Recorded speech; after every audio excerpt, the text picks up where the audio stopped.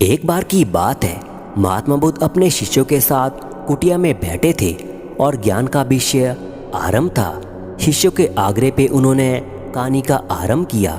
स्मीर नाम का एक जल्लाद मगधराज के महल के पीछे बने कस्बे में रहता था। वो मगध साम्राज्य का प्रमुख जल्लाद था। उसका सारा जीवन दोषी को फांसी देने में बीत गया।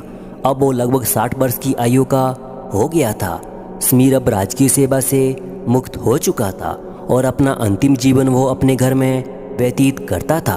अपने काल में किए गए सभी घटनाओं को याद करता और पश्चाताप करता। मेरे हाथों इतने जीवों की हत्या हुई, यही सोच विचारते हुए वो नहा धोकर तैयार हुआ।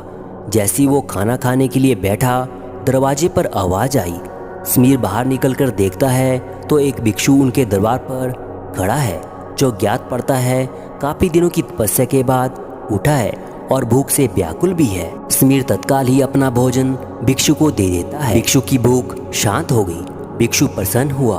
भोजन के समय भिक्षु और स्मीर दोनों बैठे हुए थे। तभी स्मीर ने अपने जीवन में किए गए कार्य को भिक्षु के सामने प्रकट किया। स्मीर ने बताया वो राजकीय सेवा के दौरान अनेक कैदियों अथवा अपराधियों को मृत्युदंड दिया करता था, जिसके कारण मुझे अपराध बोध होता है। भिक्षु बड़े शांतचित भाव से स्मीर की इन बातों को सुन रहे थे और मुस्कुरा रहे थे।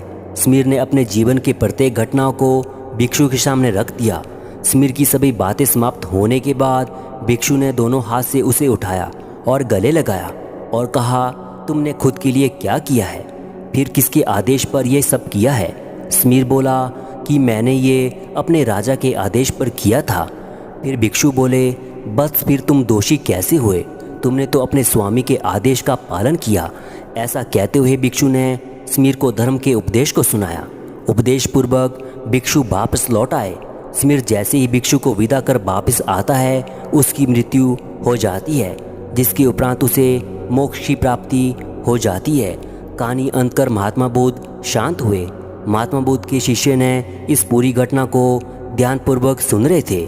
उनने महात्मा बुद्ध से पूछा, जिसने जीवन भर अनेक हत्या की थी, वो मोक्ष को प्राप्त कर सकता है? महात्मा बुद्ध मुस्कुराकर अपने शिष्य को कहते हैं, जिसने जीवन में पहली बार ज्ञान की प्राप्ति की हो, अंत समय जिसका निकट हो और ज्ञान के शब्द उसके कानों में पड़े हो, वो मोक्ष की प्राप्ति कर लेता है।